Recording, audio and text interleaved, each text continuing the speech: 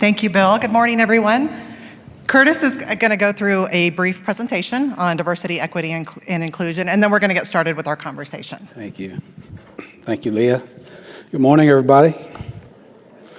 I want to first say it's great being here. It's been several years since I've been to an ACES conference, but I want to just start my remarks by attempting to answer a question that many of you may have with regards to why did Mike and the program committee ask me to speak with you about DEI, diversity, equity, and inclusion. And I will guess there are three reasons why that came to me, and perhaps the major reason is that I am not a DEI expert, which is, in talking with Mike last night, probably one of the factors. As a matter of fact, he revealed to me that his goal in this is to have a meaningful and digestible conversation about this subject. And too often, experts can ruin one's appetite around DEI. This is a subject that has surfaced also, the second reason, during my presidency at NRECA, which led to the NRECA member resolution process, producing a member resolution that has surfaced as a subject of many that are talking about it, and many have become very interested in this subject. And finally, I think that one of the reasons I was asked to talk about this is that Mike and I both agree that DEI is good for business. And as electric cooperatives, doing good business is what we're all about. So let me now move to the presentation. And one of the questions, since I've been somewhat involved in this, that I get quite often with this subject is, Curtis, what is DEI? What is it? So I hope over the next few slides I can demystify this subject before Leah and I get into a conversation about it. So three things I want to do is just first try to answer the question, what is DEI? And secondly, why is it important? And give a little bit of a sense of what companies are doing to integrate DEI into their working model. So let's go with the first one. I see diversity as something that's very simple. One word can describe it. It is the culmination of differences. And there are so many ways that we are different as people, as employees. Some of us have backgrounds that are different. Some of us are veterans. Some of us come from different parts of the country. The list is broad, as you see underneath the umbrella of our uniquenesses and things that make us different. So that, to me, is really what the diversity part of this DEI component really is, our differences. And then the next term or word that is used in the DEI phrase is equity. And too often, equity is compared to or confused with equality. And I think this picture is one that I see quite often. It's used a lot, and it shows you without a lot of words what the difference is between equality and equity. And if you look at the short guy on the right, equality doesn't do a whole lot for him. He still cannot see the game. But if you look at what is needed for the little short guy on the right, you see that equity puts him on a level playing field with his brother and his father, I would imagine, the other two people are.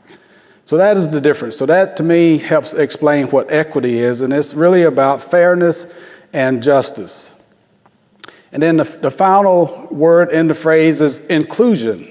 And inclusion really has a lot of components. It's really about getting the right people at the decision-making table, whether it can range from leadership to member owners of our co-ops to the suppliers who bring us the goods that we need to run the business, and our community partners as well. So including a vast or broad array of people in our conversations, especially as cooperatives, is very important. Now, why is DEI important? We think there are some reasons here. Three that I will mention, of course, is increased innovation. Studies have shown that companies that have embraced this diversity, equity, and inclusion concept are more innovative. They have better member satisfaction, customer satisfaction outside of our cooperative world. And they also have better financial performance. And that's where that third element that I was talking about reasons why I think Mike and I were in agreement on this subject and having it on your program is it is good for business. And this is statistical information that shows that these are 3 reasons why DEI is important. And just to give you a quick snapshot of how companies are using it, the key takeaway here is that it's broad. It goes well beyond what we often gravitate towards when we think about DEI is ethnicity. But it really is more about having this concept applied as we look at our workforce, as we look at our individual workplaces, as we look at our relative and respective communities, our marketplace, folks who we do business with, and our suppliers. So it is a broad subject, as Leah and I will get into some of the dialogue this morning. So just to wrap up the presentation, equity and inclusion for all, DEI, is really about putting all of us in a good place so that we can do good business. So Leah, we'll go ahead and get started with the questions. All right, thank you, Curtis, for that background, and we really appreciate you being here today. Before we get started, I did want to mention that Curtis shared with us a case study for diversity, equity, and inclusion for electric cooperatives, and he asked us to share that with our attendees. So we have posted that with the presentations. It's in the same file, and that is available on our website. So if you're interested in reading that, you can download that file. So Curtis, when you became president of the NRECA board in the spring of 2019, you encouraged cooperatives to acknowledge that change is happening at a rapid pace and to act on that change and to help lead their members through it. How can the words acknowledge, act, and lead be applied to DEI? Well, let me just start by asking a question of the audience. And I think really here the key word is change. 5 years ago, think back 5 years ago, how many of you actually had the terms DEI or ESG as a part of your vernacular in terms of things that you talked about often? Just honestly, show of hands. 5 years ago, how much of this was a part of what you talked about? I don't see very many hands, and I'll admit I can't see much worth of hardly anything from here. But I don't see a lot of hands raised. But going back to the question, yes, change, I think is the key here. And as cooperatives and cooperative leaders, that is something we see today. That we have to prepare ourselves for what's coming, and it doesn't matter if it's customers, our members who we're trying to serve, or that next talented person we're trying to bring into our workforce, or just simply moving our cooperative to the next level. Change is important, and I think that's where, when we think about this subject, it is something that really speaks to change in the industry. It is happening because not only is it something that we have to deal with, but those with whom we serve and who we depend on are already in a place where they're dealing with it. So that's where I think the connecting points are. So you've mentioned to me in the past that DEI presents an opportunity for leaders to emerge by embracing it. And it's widely recognized by experts that it's important for a company's leaders to support DEI. So how can senior leaders demonstrate to their employees that they support DEI in their organization? Well, I think the way we demonstrate it is really about how much resources, or how do we apply resources toward making it happen. if it is a priority and if it is important to us, I think that we have to dedicate the level of leadership as well as resources to make it happen within the organization. Our employees are smart individuals. They understand the difference between action and words. So if we're really intentional about making our environment, our workplace environment more equitable, more diverse, I think they will determine the seriousness of that based on how much resources we put into it, and are we bringing the level of prioritization to that subject to make it real to them. Okay. So having dedicated resources, we've heard this before, that's important to make DEI efforts successful and to help that become part of the culture, not just a passing initiative. So can you talk a little bit about the benefits of actually having a dedicated DEI resource within your organization? Yeah, it's new. It's something we haven't been dealing with. We saw by a show of hands. It's something that is gaining more and more attention, and if we do have the dedicated resources to implement some type of program, whatever that program might be, and I will emphasize that for every co-op it could be different, but once you have someone who is in charge of it, or a group of, and I've seen in some cases where there might be a group of individuals within the organization that are leading in a DEI initiative, because it is new, there has to be some level of focus. The other point that I'll make is that as cooperatives, we're busy. We're already busy trying to keep up with some of the changes that we've already heard about that are coming to us in the industry. So to add this one additional effort to the mix, it's very hard to just do this as we try to do all the other things that are piled on our desk and the things that we're responsible for. So carving out some level of committed resource to just focus on it is going to provide the best chance for success anyway. Great, thank you for that. So risk management is our business. It is. We live it and breathe it every day. The focus is primarily on managing risks around power supply, but there are other risks that need to have our focus or our attention. So what are our risks if we don't address DEI in a deliberate way? Well, I'll put that one into three different categories. One is around talent. And I think that is this workforce shortage that we're dealing with is one. The second is something we've also heard about at this meeting, which is our activity as utilities behind the meter.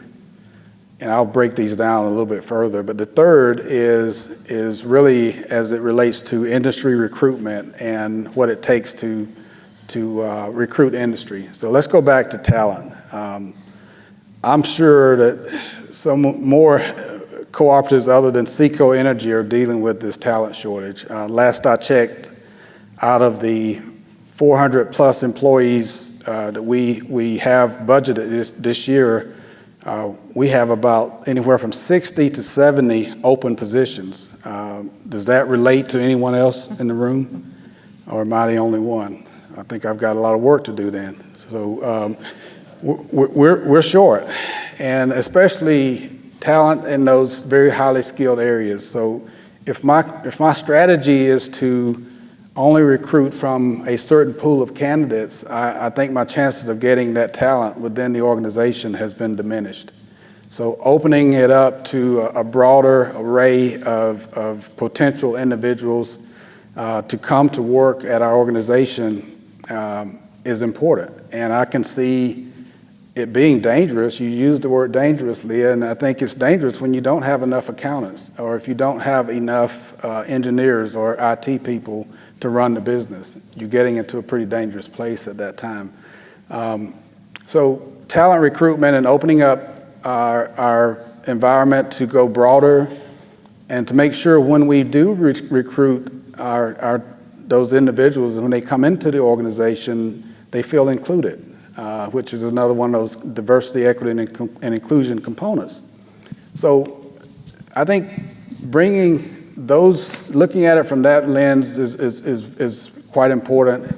The other is, when I think about behind the meter opportunities or challenges, if you will, we're beginning to have to engage with our members in ways that we've never had to engage with them. So again, if we're running our utilities in an exclusive manner, I think we're running into a challenge as we're trying to integrate a lot of our strategies as a utility behind the meter inside of the homes of the members we serve. So that brings about a level of inclusiveness that I think is important. And external to electric cooperatives, for those who are in areas where you're doing heavy recruitment of large industries such as the Googles, the Walmarts of the world, they're already there. They have DEI as a component, and guess what they're doing? They're looking at not only what they're doing, but they're looking downstream in their supply chain to see what others are doing, and they're making decisions on how the supply chain is also implementing some of those DEI strategies as well. So I think those are three areas, just three of many areas that could put us in a danger spot if we leave this whole subject untapped. All right, thank you. We'll talk a little bit more about recruiting in a minute, but you kind of touched on this about making sure that you have an inclusive environment. Some companies focus more first on diversity. They think they have to get the diverse employees in to the company, and that's the priority. But really, the experts say that you need to ensure that you have an inclusive and equitable environment, so when you do bring those diverse employees in, that you can retain them. So can you talk a little bit more about why focusing on equity and inclusion first is really crucial? Well, you sort of answered it for me. Thanks for that. I appreciate it. You did say it, Leah. I think that recruiting and bringing folks in is like pouring water into a bucket that has several holes in it. I think if the environment's not there, and we know, going back to this whole recruitment subject, folks the potential employees out there are picky. I think they have a certain level of control at this point because of the shortage. We don't get very good responses when we say we don't have at least a hybrid work environment so that individuals who are considering coming to work at SECO Energy can work at least part of the time from home or have some level of flexibility around that. If the answer is a stern no, you got to come into the office 5 days a week, a lot of folks are dropping off the list of being considered. So that speaks to an environment. That's one of many examples of from my perspective, what the environment means to a potential employee. So how much have we really gained if we can find a lot of talent and they come into the workforce and determine that the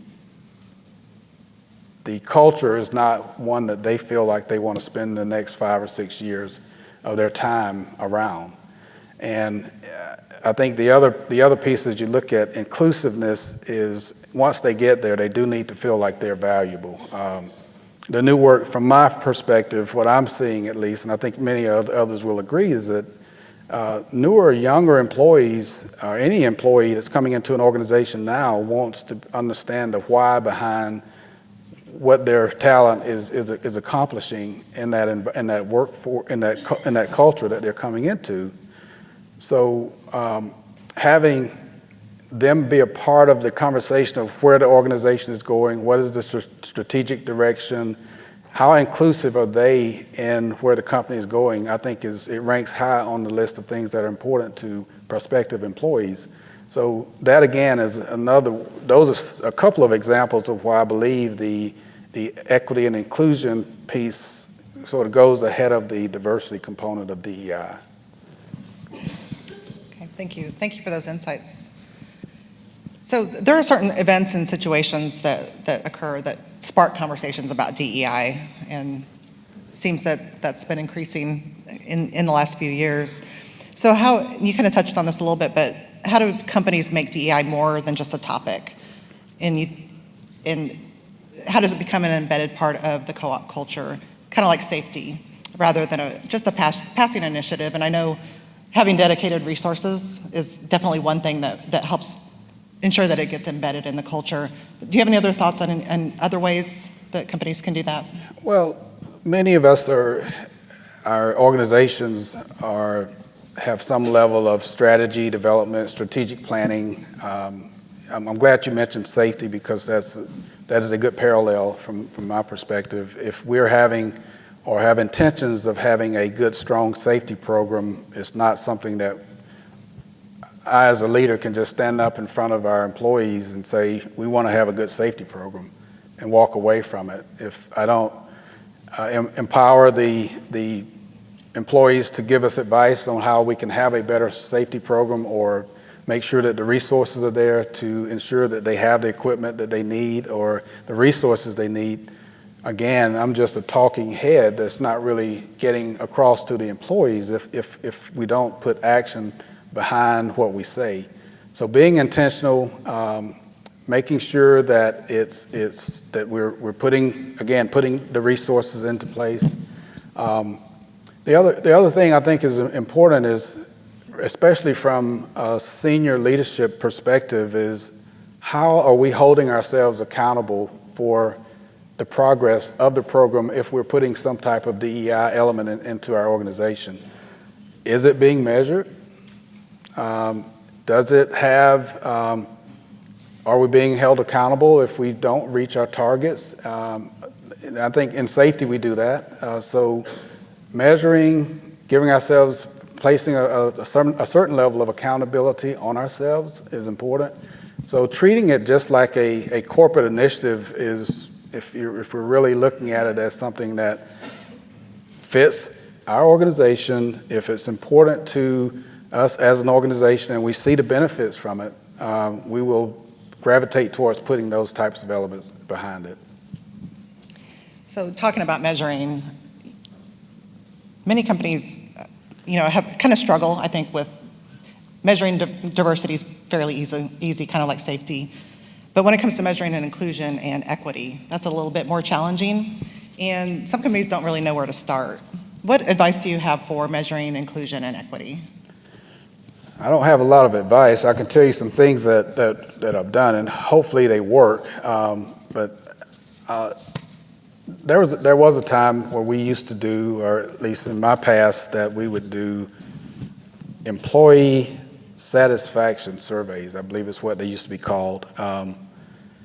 There's a new term. There's a new term for about everything now. There's a new term out now that relate to something similar to that, called a pulse survey. And it's really trying to interact with our employees to see where they are.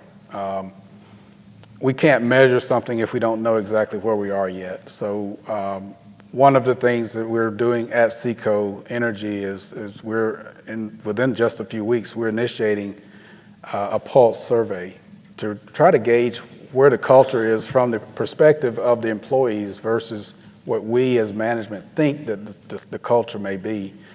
And from that, we hope to glean our level of inclusiveness and equity based on what the employees think.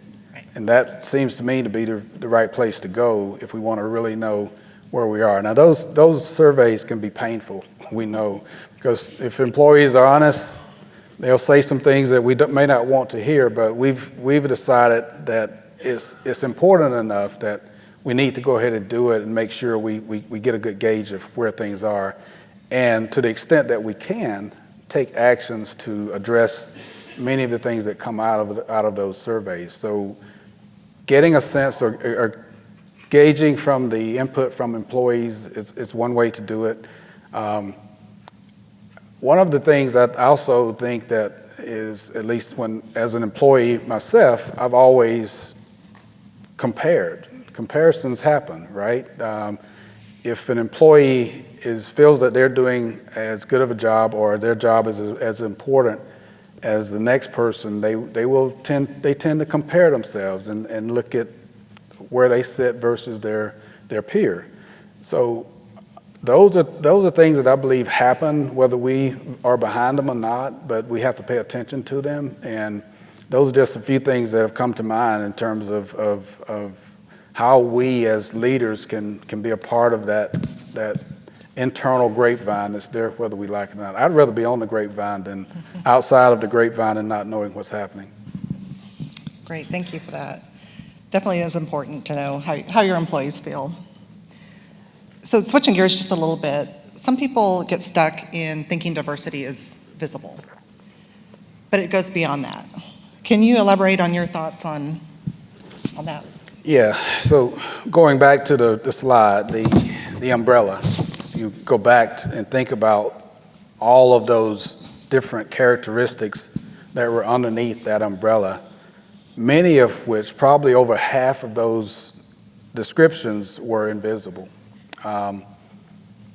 You really can't see or tell if about a person's background or a person's what's happening with their private lives. So that's not something that's at face value that we can really see. So I would just refer back, and everyone has the presentation. There are a number of things that are truly invisible that we can't see that are there, and they're prevalent in the workforce. And while they are invisible, they have to be paid attention to. At least there is some recognition that these things are in place that we may or may not see. And those characteristics that you can't see, in addition to those that you can see, and that's where the diversity comes in. That you bring those people into the organization, to the table. They have different experiences and et cetera, and that's where you get the innovation you talked about earlier. Right. So it's definitely important to think about that. So in general, talking about equity, where do you see the most significant equity gaps in the workforce? And what can companies do to overcome inequities or barriers for their employees? Well, I think we, as individual organizations, we can rely on statistics to tell us, to give us those answers. Generally speaking, as we look at the higher ranks of the organization, I think that is where you see more disparities than not. And how do you deal with that? And, it just doesn't organically happen, or doesn't just automatically happen that you have more minorities sitting on boards, or more minorities that are in leadership positions, or women, or other ethnicities in these places. The question is, when we identify that, how do we start building the pipeline around that? If it is important, if we believe that our organization would be better if we had those diverse ideas, thoughts, backgrounds coming to the table with solutions that will help the bottom line. Only at that point is it going to be an exercise that we would feel like it's worthy of our time and effort to build that culture to get it there. So I think the statistics speak for themselves, and the bigger question is how do we act upon those statistics to come to a place that will get us as an organization, or as organizations, to a better place of success, particularly now as we're facing such a challenging time in our industry. As never in my career, my short career, have we needed more ingenuity, innovation, and people at the table giving us ideas and ways to move to the next level of our operations. So we talked a little bit about recruiting, and I think that's maybe one area companies struggle, and especially now, which you talked about, kind of the workforce challenges we're all facing. What advice do you have for ensuring our recruiting practices are allowing us to reach a diverse pool of candidates, and that there aren't any barriers to equitability for those candidates? Wow, again, I'll rely on not being an expert again, because I don't know. I think generally speaking, from my perspective, what I plan to do is just open up the places, or look at different places, look at different approaches.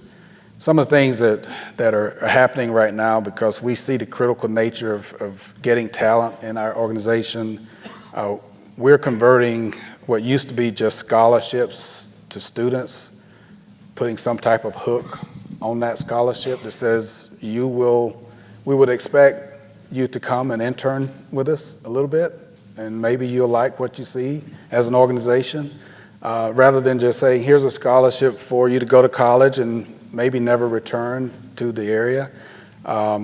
We're getting out into the school systems, especially for some of the line technicians. I know this is not innovative or anything that's new, but starting early and also broadening our efforts by working with organizations. One in particular in Florida is the CEWD, and I struggle with the acronym, but it is a workforce development entity that helps recruit and do some of the broader work around getting folks into the organization. Opening our search up to HBCUs, up to non-traditional universities and colleges, working with entities that are more non-traditional to see how we can get access to more talent.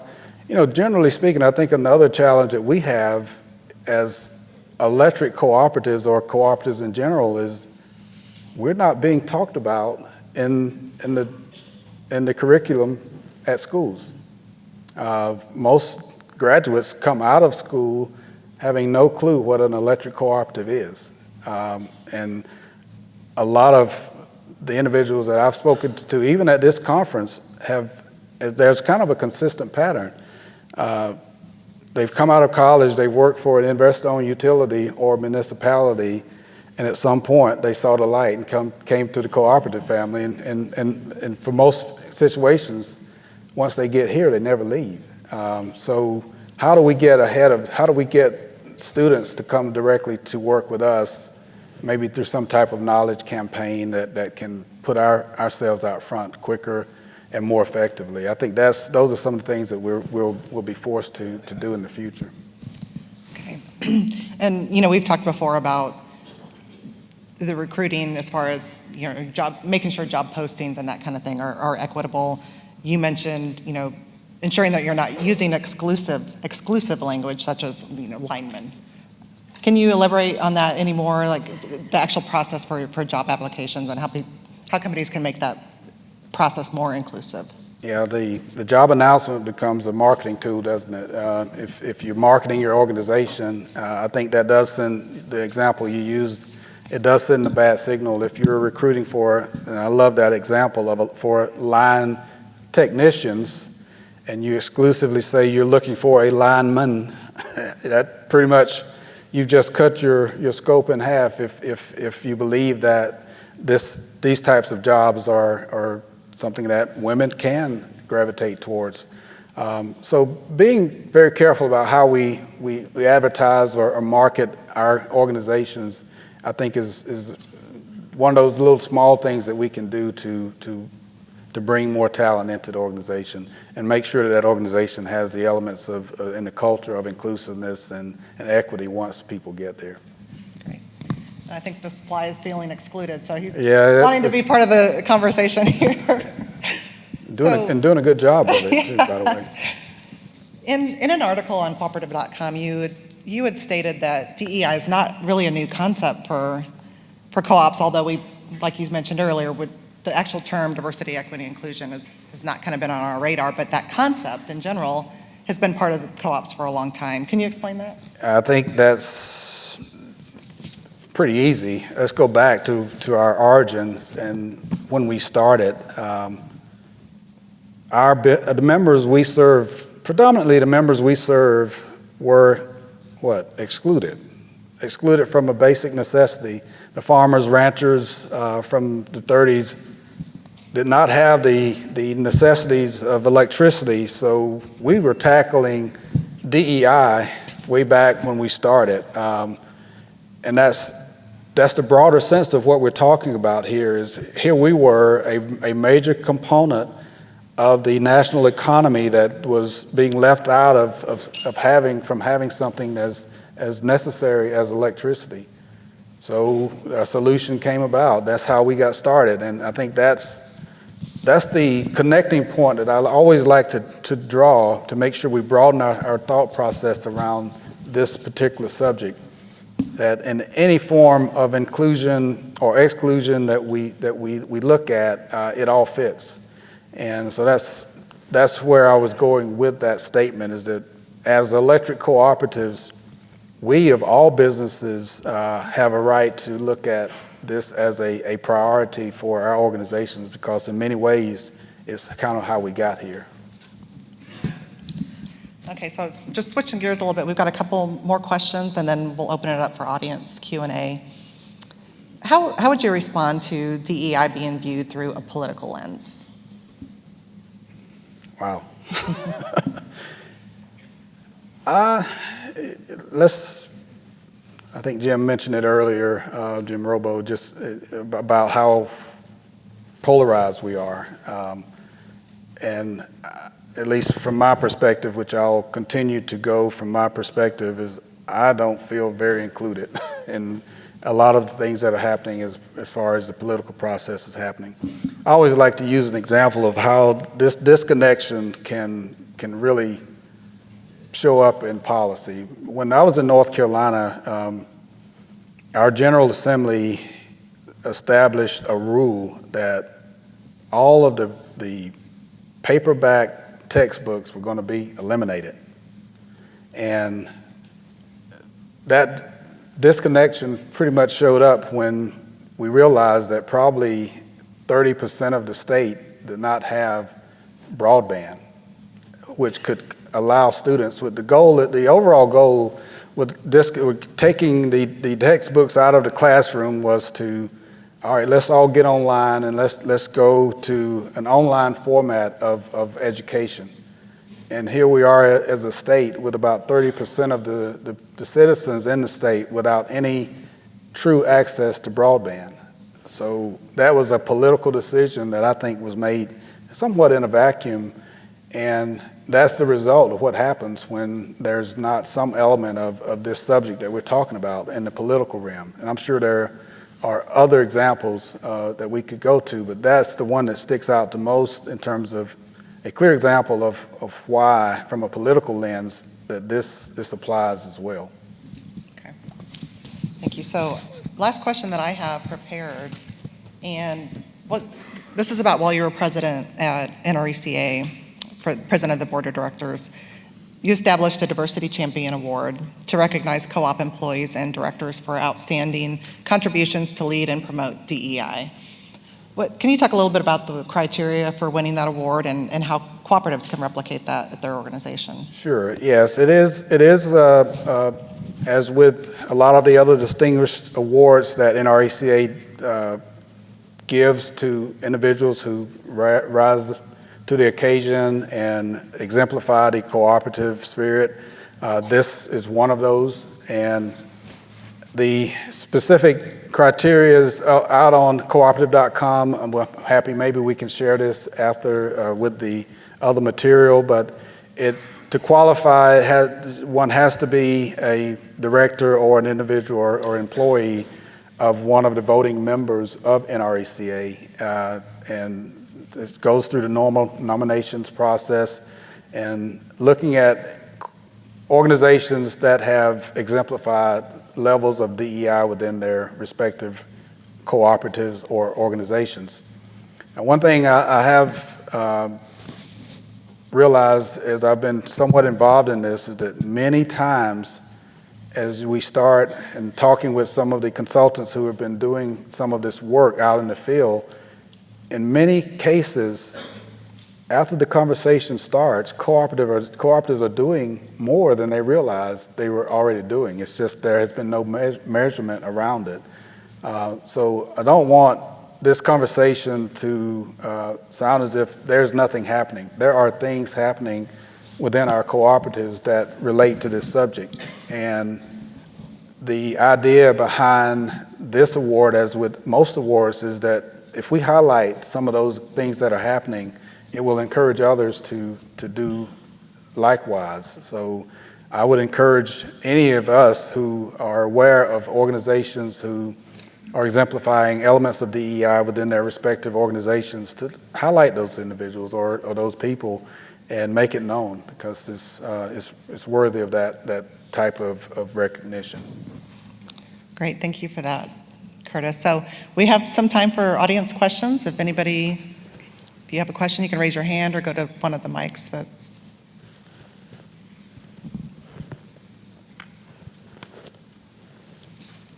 Take your glasses off. Let's see.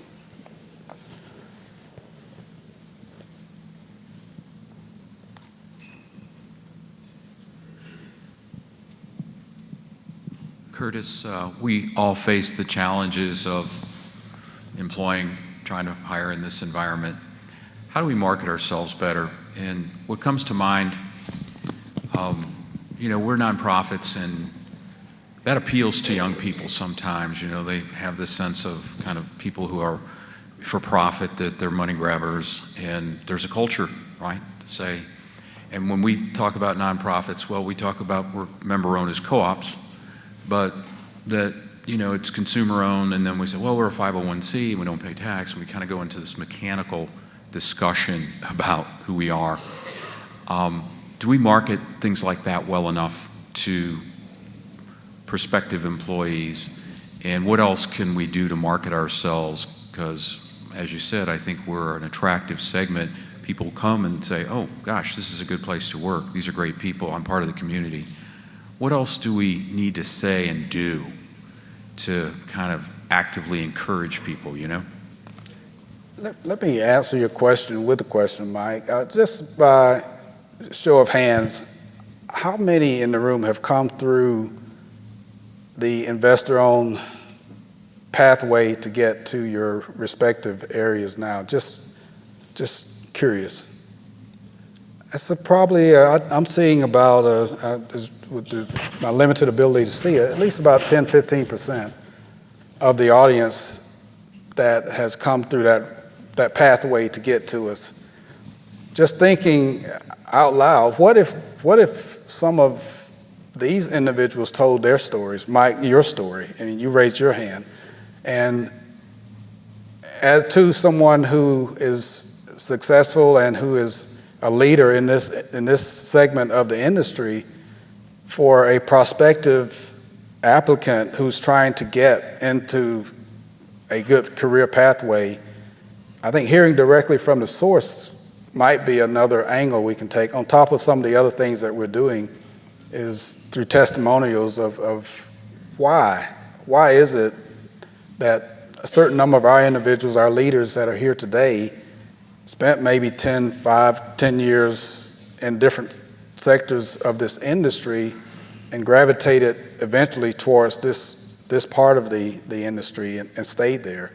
That to me, that is a remarkable story that I think isn't told enough, and we can bring more through those channels to get them to where I think they really belong, if they really want the real deal. And I guess I would kind of add to that, because you talk about investor-owns, and we're kind of seeing this in the West Coast. So a lot of our munis, a lot of our partners in the West, they're struggling. They're living with the kids that are coming out of college, the Generation Z kids have grown up with the PG&E kind of tragedy story, the wildfires, the bankruptcies, and the last thing they want to do is get into our industry. And really, you might say that's a bad actor, and I won't go down that path, but, we're not attracting ourselves, one as an industry, and I wonder what more we can do about that. I think you make some good comments about co-op, and I think even with our municipalities the same way, but it's like when we have that kind of stuff going on, we don't even really think about it. It's like, wow, there's a whole generation of young people coming into the industry going, wow, PG&E and wildfires, and I don't know how far that reputation goes, but as we're seeing retirements, these folks are not interested in coming into this segment. They're good jobs, they pay well, right? And I guess it's probably a commentary, but I wonder what you think about that, because you bring up investor-owned. I mean, is that where we show ourselves different? Do we show ourselves as something? I struggle with it too. I've got two young men who are, one coming out of college and two sons that are one coming out of college and the other who's spent some time in the Air Force and getting ready to come into the civilian workforce. And yeah, when I start talking about what Dad is doing, I do kind of get those rolling eyes that say, Dad, you guys are, they do have this somewhat of a negative stigma around what we do. And I think a lot of it is because we have not distinguished ourselves as electric cooperatives to differentiate ourselves from some of the other quote unquote bad actors. Maybe that is something we can do more of, but it is an uphill battle because the competition is pretty broad in terms of getting talent, and there are so many options available to them now that maybe some of the other industries are outpacing us on their marketing schemes or things that they're doing to try to attract that talent. So it is I think a constant thing that we need to work on to try to get us in a better place to bring the talent towards the electric cooperative sector. But it's tough. It's not an easy. It is an uphill battle. All right, do we have any other questions from the audience or anybody online? All right, Bill. Curtis, you talked about the start of the cooperative industry and rural really being excluded from having power like a lot of the urban areas had. So it really is embedded in the cooperative industry. Are there things you're doing with your membership, board, and communities to try and drive DEI more into the cooperative membership and participation and other things there? Because that's always a struggle for every cooperative I know. Yeah, well, first, going back to previous employer, we were engaged and we did take some steps. If there was one initial step that I would encourage anyone to take is doing some type of initial assessment and understanding first from your individual perspectives, what does it mean to you? Is it important? Do you perceive it as being something that's important? And going through a process, and that's something we did at Roanoke. We went through a very detailed assessment that gave us some sense of where we are, where we were at that time. And out of that came a list of things that we felt we could do better. And then comparing that, matching that up with where we saw our corporate strategy and how that aligned. So how does DEI align with our corporate strategy? How does it help us move the needle to achieve some of the goals that we were planning to achieve as a cooperative? So the very first step is in, with many other things that we do, I could go back to that assessment component to just gauge where you are. And I'll emphasize again, through that process, wow, we recognized some things that we were doing that we weren't giving ourselves enough credit for. So it's a very engaging but telling exercise to put the leadership team through, and in some cases, some components of the board. Really, again, there's so much flexibility around how you could do that.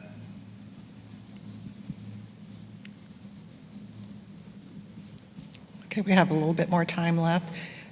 While we're waiting to see if anybody else has any questions, I actually have one that I thought of after our planning sessions.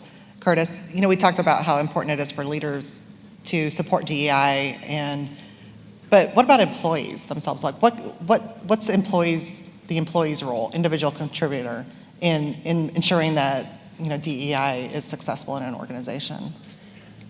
Well, I think if employees, like any other suggestions, if employees think it's important and they feel that it's worthy of taking to senior management, I think that should be their role to do that. And pitching the idea in a good way, in a positive way, as you would with any other idea.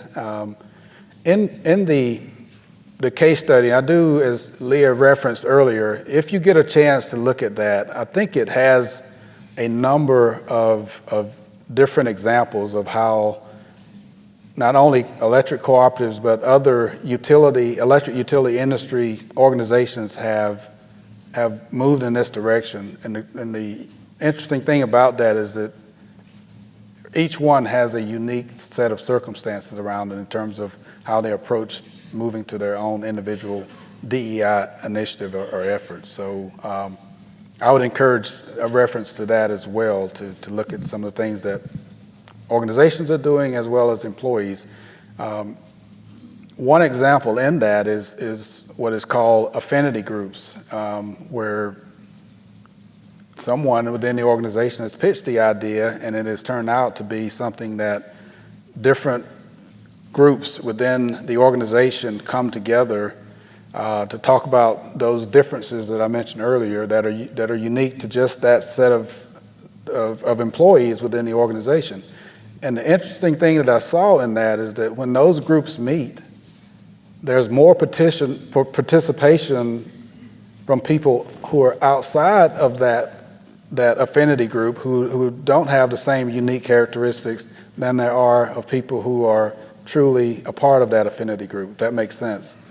And the reason that is because there's a curiosity. So you may have a Hispanic affinity group, but the non-Hispanic employees are coming to learn more about some of those unique things that are important to that group. So I thought that was very interesting to see how that came together first of all, and then how the participation actually turns out. Great, thank you. That's a great idea. Yep. All right, any other questions from our audience?